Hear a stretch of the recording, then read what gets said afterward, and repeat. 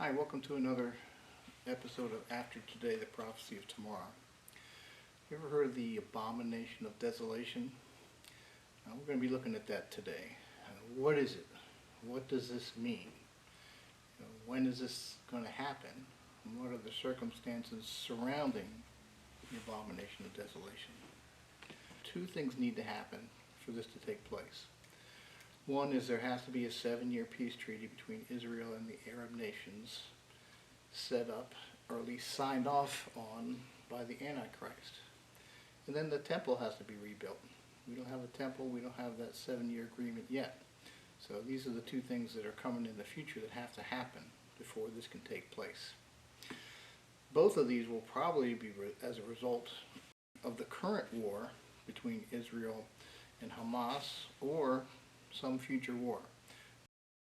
Most peace treaties are as a result of war. It happened in the 1967 war with Israel and the Arab nations, and it happened in the Yom Kippur War of 74. The peace treaty with Egypt came out of that in 1978. So let's take a look at this today. So the Bible talks about this peace treaty back in Daniel.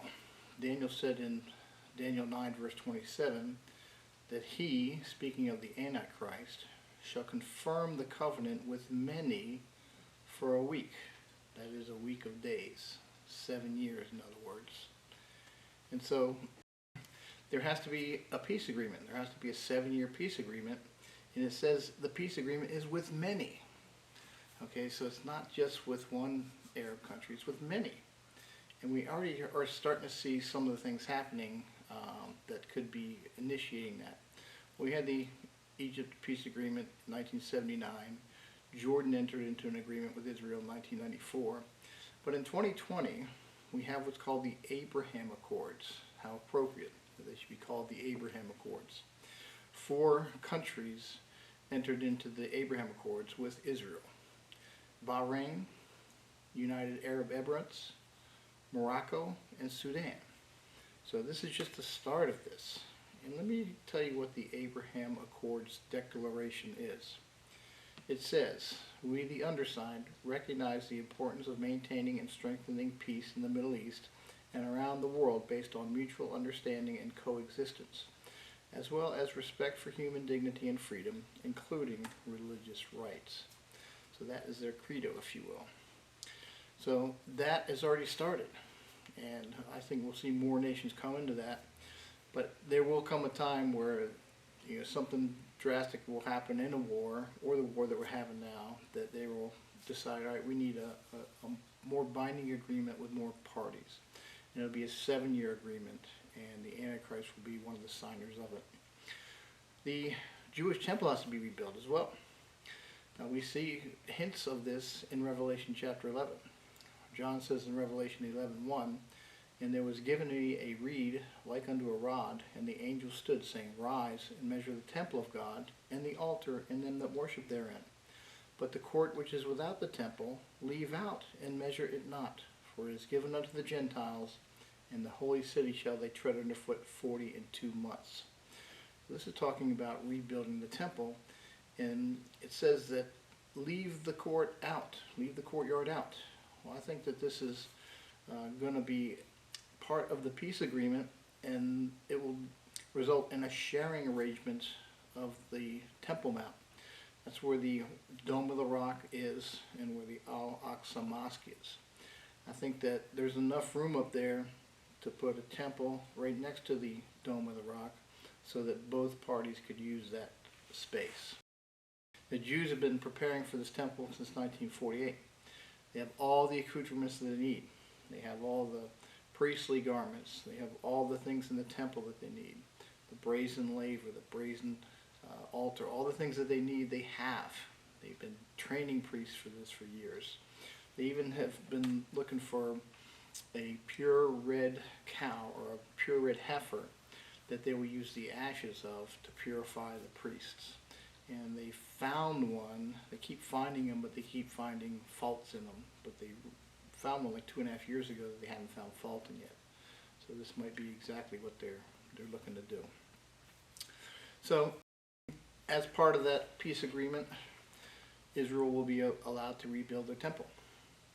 That will be the start of a 7-year agreement that will be the last 7 years before Christ comes back to the earth.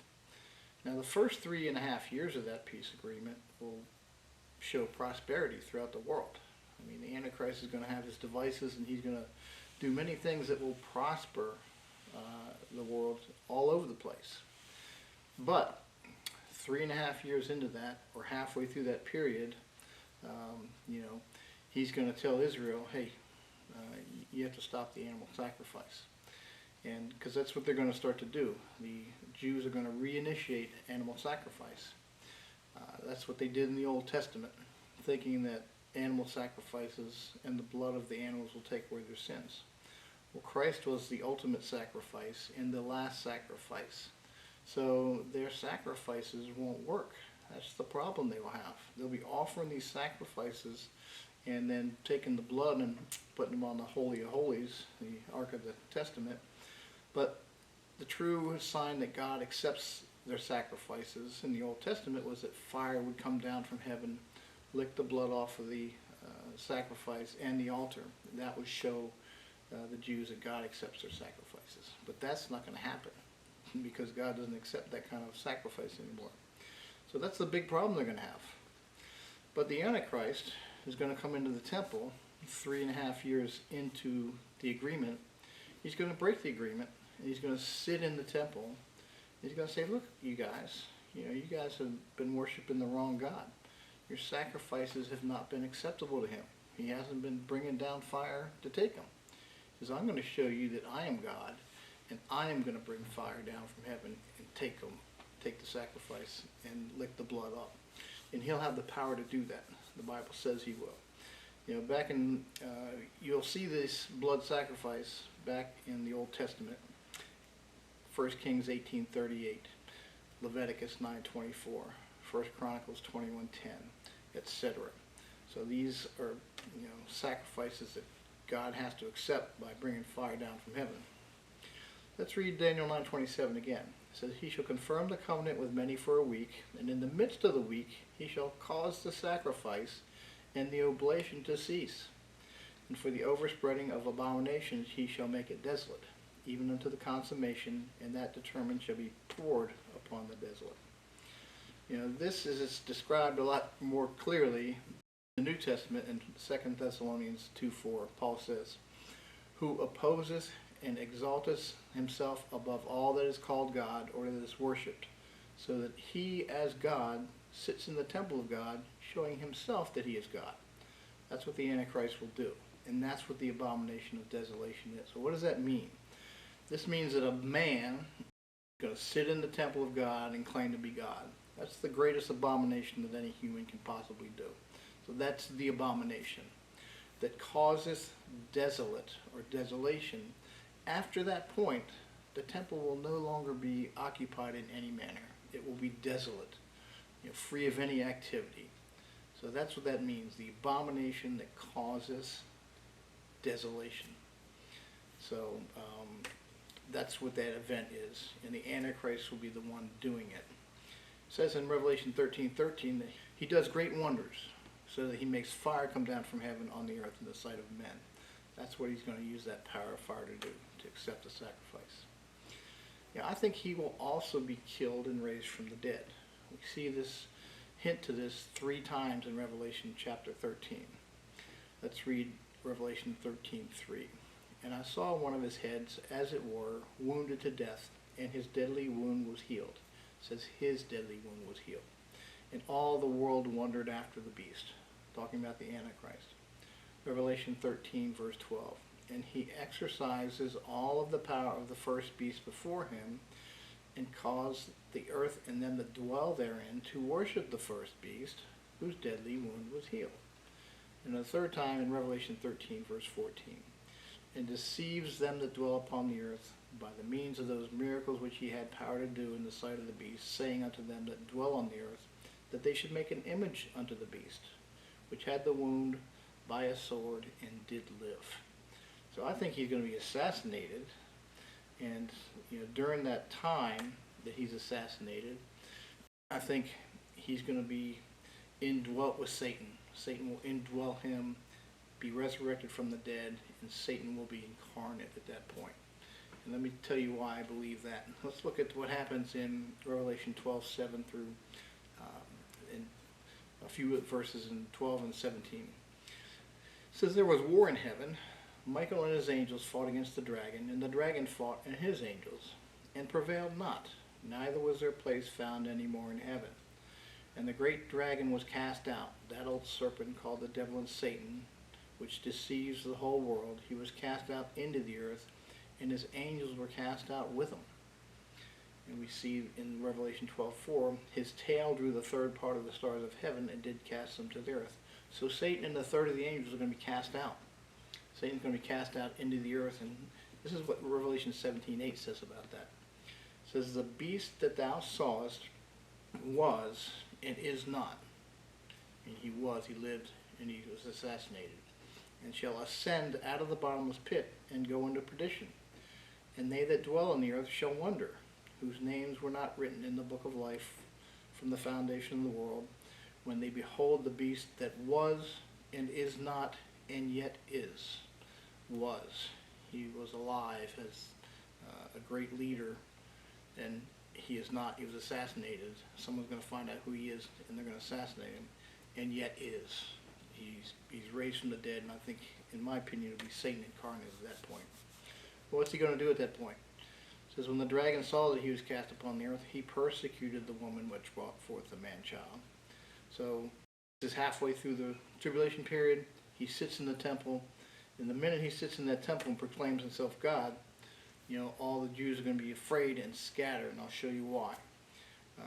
Revelation 12:12 says, "Therefore rejoice, ye heavens, and ye that dwell in them. Woe to the inhabitants of the earth and of the sea, for the devil is come down unto you, having great wrath, because he knoweth he hath but a short time."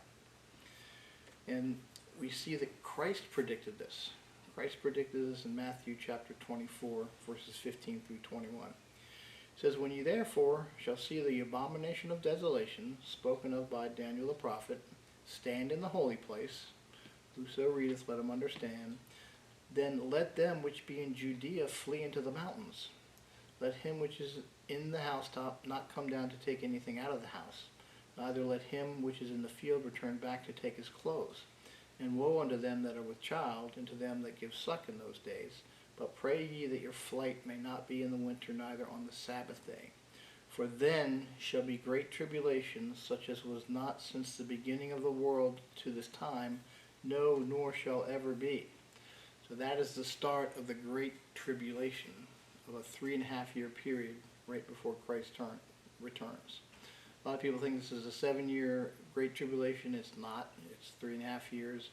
It's spoken of in many ways: 1,203 score days, 42 months, 3.5 years, a time, times, and time and a half. There's a lot of ways that the Bible says it, but it's all talking about the same period.